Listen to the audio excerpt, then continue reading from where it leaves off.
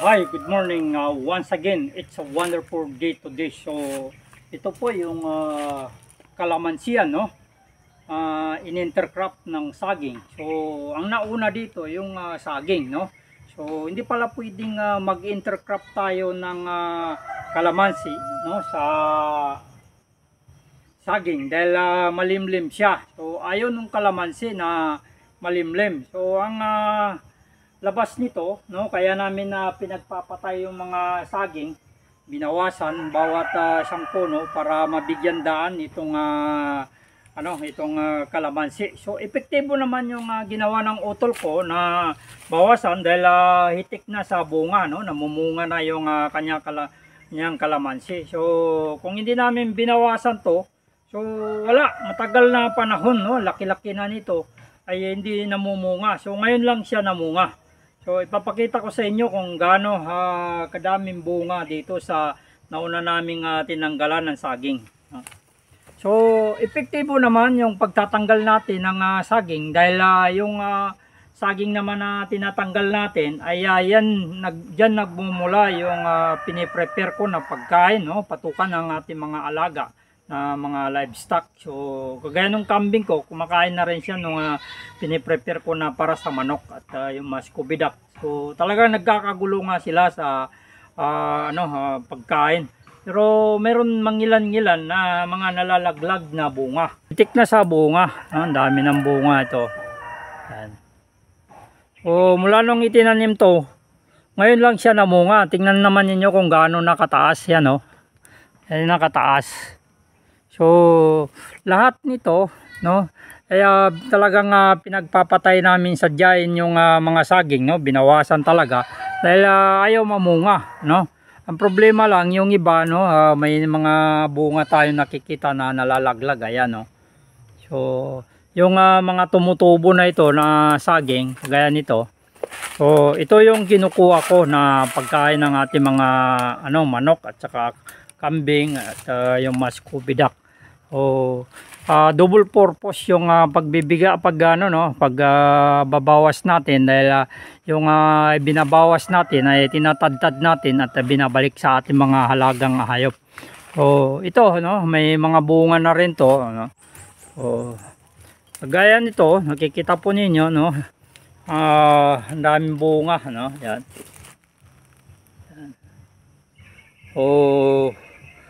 Mababa siya pero hitik sa bunga. Ang problema lang dito ay sinasarado na namin itong bawat dinadaanan dahil dito nag-shortcut yung dito sa kabilang banda ng mga tao. So naaapakan yung ibang mga pananim, no. Ilang beses na akong nag-ayos ng bakod dyan, hindi maano yung ating mga kababayan, no. So kamag-anak rin yung iba kaya napakahirap sumita, no, dahil hindi naman malalayo sa atin, puro kamag-anak.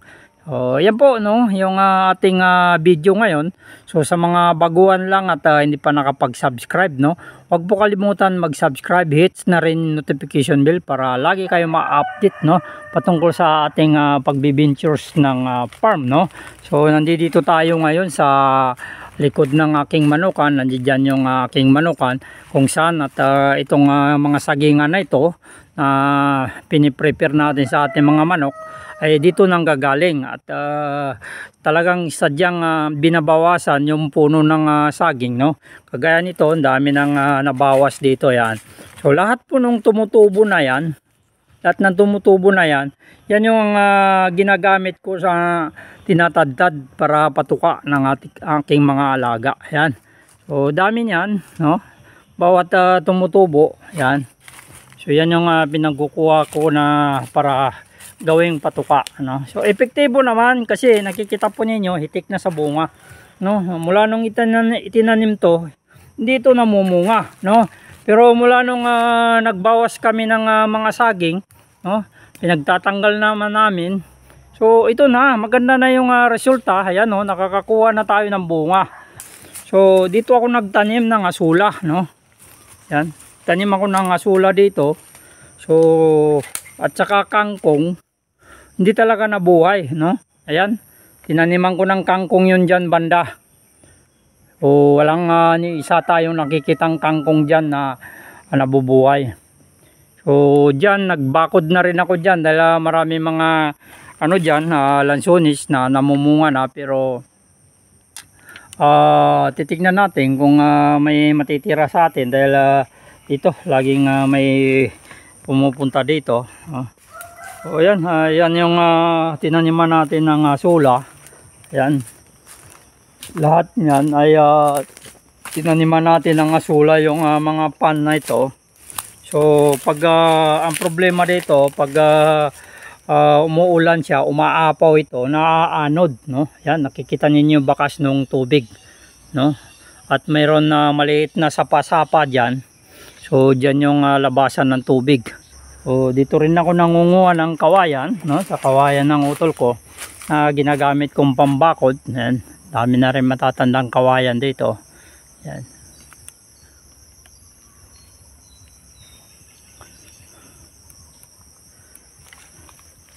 So ito, kukunin ko na naman to para pagkain nila mamayang hapon. So ganun lang po yung nire-recycle natin yung di natin lahat-lahat na tinutumba na kagad dahil nga masisira, no? Nahayaan muna natin, no? Para araw-araw may mga pagkukunan tayo ng pagkain ng ating mga livestock, no? So ito, ang daming bunga rin to. Yan, dami ng bunga ito. Yan. So marami na ring bunga yung mga saging. So ito yung kardaba na saging.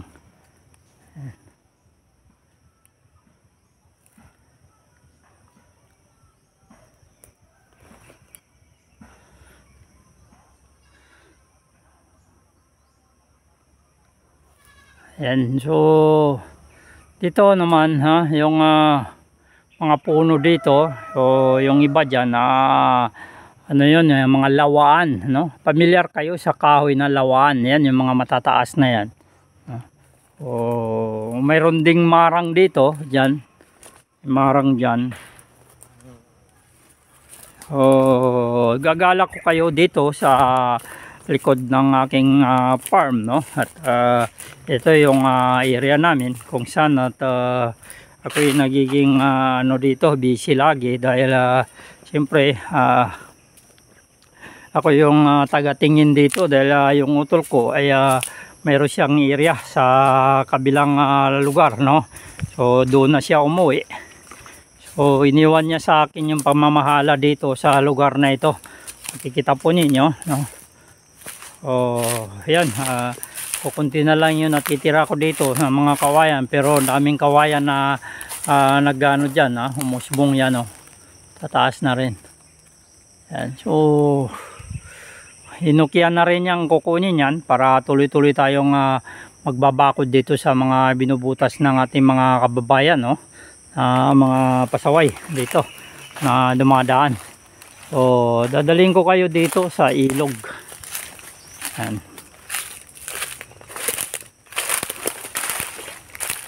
Tingnan naman niyo yung lugar kung saan at